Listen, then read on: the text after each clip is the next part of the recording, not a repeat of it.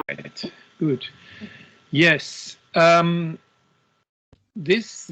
dialogue goes back to a period, let's say between 2011 and 13, but it continued then. This is about a project that I started in the turbulent year of 2011, which is the year of the Arab Spring and Occupy. It became very clear that these so-called Facebook revolutions were somehow not so horizontal and steered by very specific interests, and failed quite quickly after. And we got together in a network that we created called Unlike Us, about alternatives in social media. And it became very clear to us that at the time, the whole kind of idea of social networking, of blogs, and these early startups had turned into what we now call platform capitalism, with its monopolies. And this became clear precisely around that time. So it's the time, let's say, also after what is in the chronology of the internet called Web 2.0, in which a lot of the elements of participatory culture were introduced, right, in the aftermath of internet's first recession, after the dot-com mania, right? So there is that period, and that period clearly ended in 2012-13 with the establishment of what we now know as the monopolies of Facebook, Google, Amazon, etc. Right?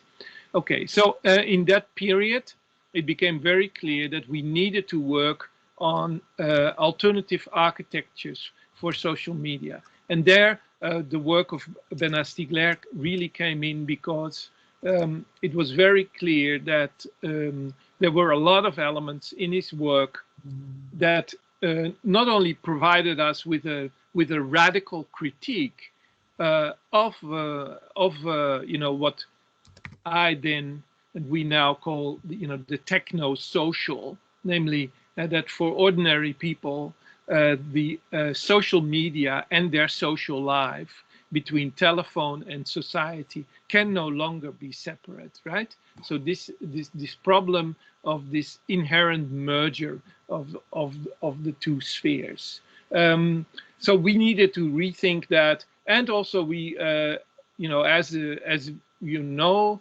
it then was combined, of course, with the more activist agenda of Bernard, which at the time the Ars Industrialis was already in place, IRI was in place, and this became one of the projects that within that framework started to become very concrete. Okay, some of the works discussed here and concepts may be very abstract, but for us, they really became alive. And I want to stress that, because it showed us the importance of philosophy. It showed us that we were talking about something, right? We're not just talking here about author XYZ trading concepts ABC, right? No, no. We're talking here about really urgent things in which philosophy is playing a key role in the understanding not only of the world, but also in the definition of an alternative that is possible. And I want to focus here, and that's why I wanted to really have this dialogue with Harry Halpin, because this became a very concrete project inside ERI, which Harry will say a little bit more about in that period in which theoretical notions, philosophical insights were turned into code. And you know, I was very inspired by Dan Ross's you know, talk earlier, in which he talked about, you know, the theory of limited calculability and the new foundations for computer science. Well, you know, this is really what we worked on back then, and so this is a very concrete example of that. Okay. I want to mention here, of course, someone who is missing and who is not with us yet, I would say, not with us yet, and that's, of course, Yuk Hui. He cannot be with us, and I fully respect that. But he played a very key role in this, in the collaboration between Harry, Bernard, ERI, and then the Unlike Us network, which we provided, which means that a lot more people across the globe were part of this conversation and of these efforts to not only critique the platforms, but to think the alternatives, right? And back in 2013, we produced this book. It's the Unlike Us reader. It says Social Media Monopolies and Their Alternatives.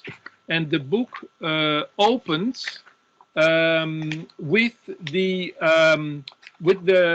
text of Bernard, the most precious good in the area of social media, of social technologies. So this is, you know, this is for me, of course, a very, you know, important text that, and I'm very proud that this text came in this reader. Also, he came and spoke at the event, at the third Unlike Us event in Amsterdam, in the nightclub. Here in the further on in the street, we had a big event. There were 250 people. Harry was there as well, and I want to read from this part just a few sentences, because I think this really captures the essence of what we're talking about here. So I'm quoting Bernard. I must clarify that I'm not out to simply reduce social networks to police instruments, nor to simply marketing instruments. Neither am I out to demonize police and marketing as such. I rather would like to show that social networks represent a stage within a process of grammatization, which leads to the grammatization of social relations as such. I call grammatization the process of formalization and discretization, which permits, on the one hand, the reproduction of what is discredited, and on the other, operations of computation or control. And finally, a reflexivity or critique of what can be iterated, and which, by the way of its iteration, is able to produce a difference, meaning also individuation, meaning, again, a difference, right? And so I'm making here the direct link to what Don Ross said before. And yeah, Harry, please take the floor and tell us a little bit about how you see that time and your collaboration with Bernard. So I'd like to can you hear me? Okay. I'd like to bring up some other aspects which have been left out. So I think when I think of Bernard, I think what makes him truly a remarkable figure is that he was not only perhaps the greatest philosopher of technology that France has produced, but he also did really somewhat similar to Karl Marx in some fashion, want to change the world, not just to interpret it. And I would like to bring in a fourth character because now the court case is over, so we can all talk about it. So when I became interested in internet technology, it became very clear there were political ramifications of this technology. And this is sort of, 2002, 2001, during what's called the anti-globalization movement. And the only person who at that point had clearly formed a theorization of the politics of cybernetics was a young man from France who at that point was living in New York called Julien Coupat. He later went on to form a review called Tikkun, or he did form it before, and then was later eventually arrested on terrorism charges that took about a decade off of his life.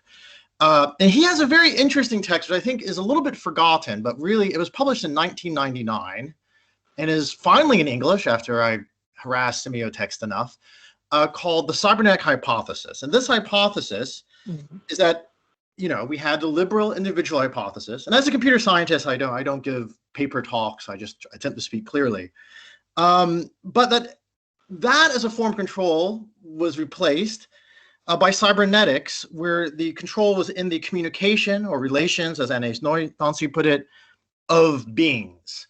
And that this was the new form of politics after the Second World War. And this is the failure to grasp this reality was precisely why most of the, left-wing forces in the world are, to be honest, a little bit ridiculous, seem somehow more to be historical culture clubs, looking back to a forgotten past of socialism or social democracy, than a forward-looking, future-orientated movement, because they couldn't grasp the forms of oppression and domination that had become coherent and put into play by cybernetics. And so the unfortunate thing is there are very few people talking about technology. And when I first met Geert, I think it was at the first Unlike Us conference, and I found out about it because Julien told me about it, and he said we should all go there together. So I jumped in his car, we went there together. And then at that point, Julien said, well, maybe it's possible. And this is where I think Bernard was much superior in his thought, that maybe it was possible that we could form kinds of technologies, kinds of computational infrastructures, which were not inherently dominative and oppressive. So the general theory, which in English is all mixed up, but in French is fairly clear, is techniques versus technology. So technology is a social system of oppression, or as Bernard would put it, proletarianization, where your own cognitive abilities are turned against you, while techniques are extensions of yourself, extensions of your power, and technology can be used to extend yourself. And eventually even Julien came around, and those of me, there's a very good chapter called Google Fuck Off, which goes into this dialectic a little bit more, in a bit more detail. And then I do want to point out that this is, I think, the crucial spot. There's a crucial lacuna in philosophical thought. It was recognized when Stiegler took me on as a postdoc. I had the weird fortune of living down the street from Fanny Deleuze, and whose daughter is a very great anti-Israeli pro-Palestinian activist. And Fanny also thought that this critique of cybernetics and control was where obviously Deleuze was going, and that he would have supported kind of Julien's work in this direction. But the problem is that while Julien didn't actually create programs, what made Bernard very special is Bernard not only believed that we could go beyond the current state of technology and techniques, more importantly, as dominative instruments of a short-termism, calculative capitalism, but he believed we could create new kinds of technology. So in brief, what we did is I secured a postdoc at Erie. I helped Yuk Wee secure his postdoc at Erie, and we hired even 2 or 3 programmers, and we tried to create new forms of social networking based on very obscure, I would want to say anarchist or activist technologies like crabgrass, to make them more essentially group processes that could maintain a form of collective trans-individuation that it was theorized by myself and Yuk, and also theorized by Geert in a very influential thought of organized networks, which I think you might want to go into. And I think that was really a crucial moment, and I'll explain why really briefly.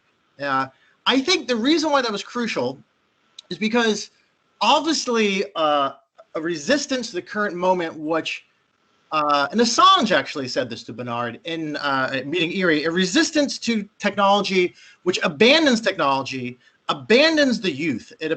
Because young people, to be honest, are very into technology. They see its potential, but they don't have the wisdom, they don't have the knowledge to bring it forward. And so what Bernard was trying to do is to give a political shape to this new technology. And he's the only philosopher I've ever met that actually, through Erie and Von Sant, funded the creation of new programs, Polemic Tweet, Long Etampe. I mean, I hope many of you have encountered these, but these programs for annotation, for discussion, for hermeneutics. And in the end, what we did with Bernard shortly before his death is we took a lot of the insights from that technology and what the support of the European Commission, Next Leap, we created a set of standards for encrypted group communication called message layer security, which will, I believe, over the next 2 years, allow us to have secure encrypted group conversations, perhaps even open group networks and group video networks in the long run, that I think will end up having a huge defining impact on the internet. And bizarrely enough, well, I think it's very simple to become completely hostile to technology. The thinking that actually messaging and networks and groups are the most important unit, not individuals, that putting that as standard actually has attracted the backing of every major Silicon Valley company, Google, Facebook, I don't think Microsoft actually, but also European companies, Wire, and the French government themselves will deploy it soon. And so then what we're going to see is that thanks to Bernard, over the next 2 or 3 years, 1/4 of the communication on the internet over social networks will slowly move into a group-based encrypted group format through even Facebook Messenger. And I think that's really interesting. Now, of course, it may not have, being part of Facebook, these kinds of group-based communications will still ultimately be tools of domination and profiteering and extraction of value. But the very fact that it is possible to challenge these paradigms, to get adoption, and to build concrete alternatives, I think is actually one of Bernard's most underappreciated legacies, because I think it's very easy to get lost in his thoughts and to repeat his many neologisms. But I think it's more important to some extent to focus on the task he had. And that task really was to intervene in the Anthropocene, the climate crisis, to intervene in the technical crisis, and to really do philosophy, as I think Deleuze would very much appreciate, a form of combat. And that's all I really have to say. Thanks, Harry.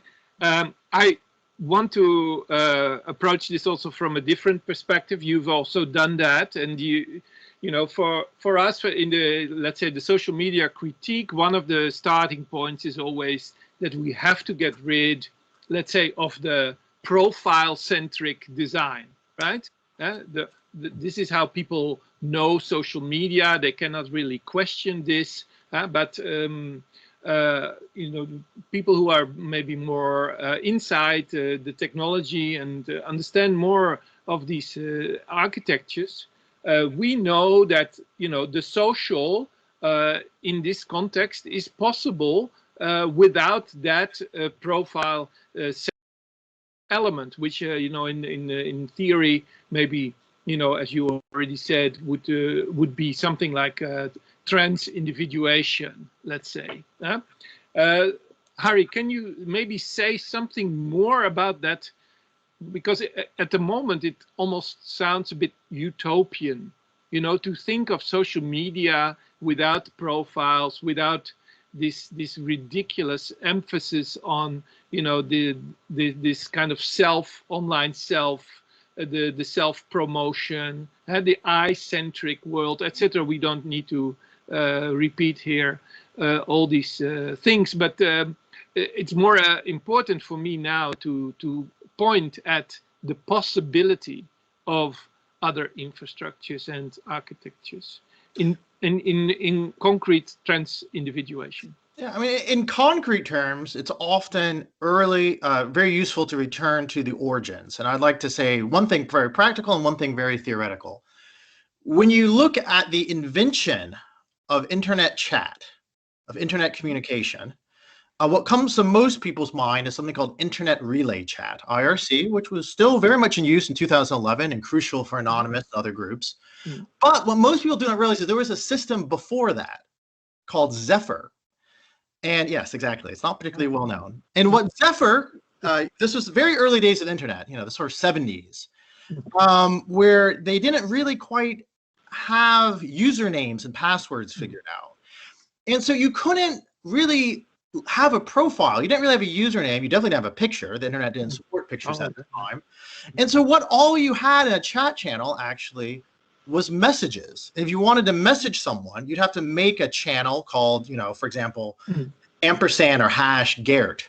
Yeah. And this is very interesting because you can, it shows that actually the first form of communication over the internet, even before email, didn't even, I think, have a very good notion of a name. It was just literally I know that. Updates, yes. And this is very interesting. We also had this in indie media in the 90s. There was updates, but they weren't particularly attached to a profile. They were attached more to events. Exactly. And we have this now in some of the annotation work done by Erie on polemic tweet. And I do think that there is my company currently called NIM Technologies. We're going to try to further develop this. And we do think there might be some very interesting dynamics if you try to just get rid of the individual, because the individual is a horrible byproduct in this day and age of both the cybernetic hypothesis and the liberal hypothesis. And essentially is a target of advertising and control. And if you get rid of that, you may open new forms of computing. And I want to turn to the critique I think Dan Ross, who I think is unfortunately left, had of theoretical computing, because I think one critique you could have of our entire stance, he said, well, and this, you know, similar to, I would say, Agamben's stance and other thinkers who I quite respect, is that computation or is somehow inherent in a Heideggerian notion of calculation, and is somehow inherently involved in a notion of discreteness, which is inherently subject to control. So somehow there's a sort of dark theory of social control deeply inbuilt into the very notions of information and computation. And I would like to push back on that a bit, because first thing, and if you look at, I'll push back on two fronts. One on the front of cybernetics. When cybernetics was originally envisioned by Wiener, he specifically forbade its usage on beings. He said that human beings and social structures were too random, evolved and were too complex. And he believed that cybernetics only would make sense with simple machines and simple animals. And he later has a whole book on this called On the Human Use of Human Beings, where he pushes back on at the point, which at the time were mostly anthropologists, Bateson and government officials who were planning to use cybernetics to replace the failure of democracy, or what they consider the weakness of democracy, in the front of fascism in Germany in the 1940s and 50s. And then there's very excellent, not particularly well explored work on this. And then on the front of computer science, I think there's a huge misinterpretation of what computation is. So there's computation as in the machines we're sitting behind, we're talking through, that move bits around, and these are finite machines. They are discrete machines, and they transition through a number of states. That's what bits are. That being said, the theory of computation actually points in the same direction I believe Bernard was pointing. The theory of computation, as theorized by Church and Turing, and goes in the same direction to Gödel, and it's all fundamentally different angles to the same problem. They say, actually, we can formally prove within a formal system, you know, Turing machine cannot decide if another Turing machine can halt. It's undecidable. Computation is inherently undecidable.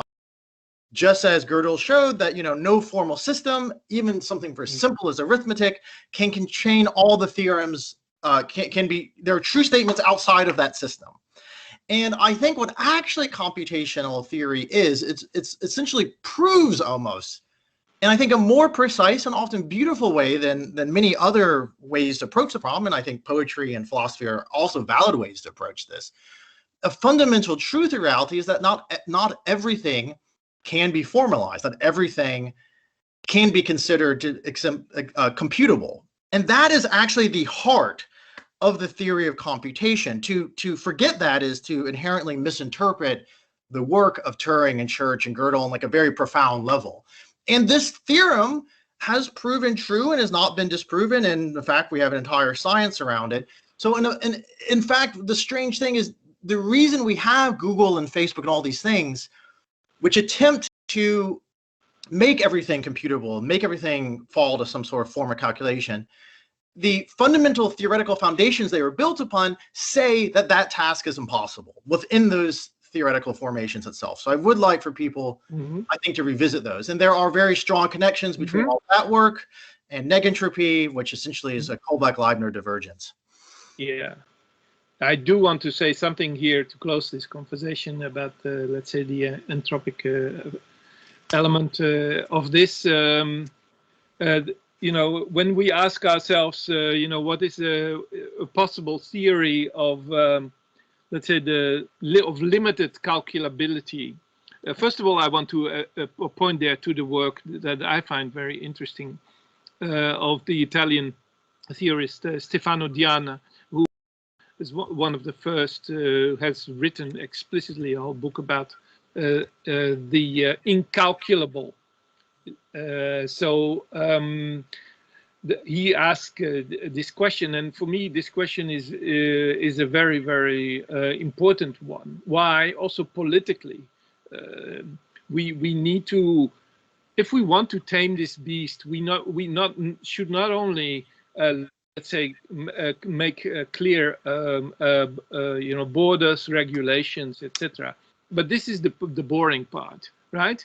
The boring part, which always was, of the critique of Google and Facebook, which is a kind of a Brussels bureaucratic legal approach in the end, which is antitrust, etc.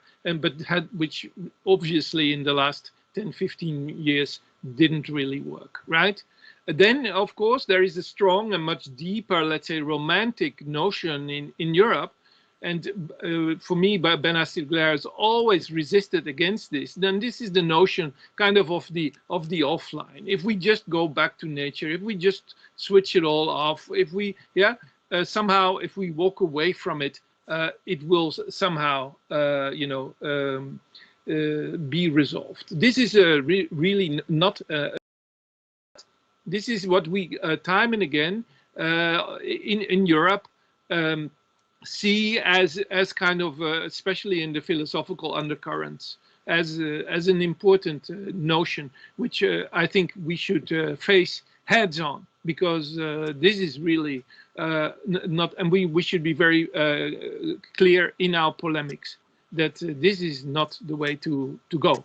And this is why the work of Stiegler, also in this particular, episode, a very small one between 11 and 13, is for me so inspiring, and in my view also, completely future oriented, as Harry already said. There are things in there that will be implemented and will have a very positive effect on the communication of billions of people, right? We're not talking about small things here, right?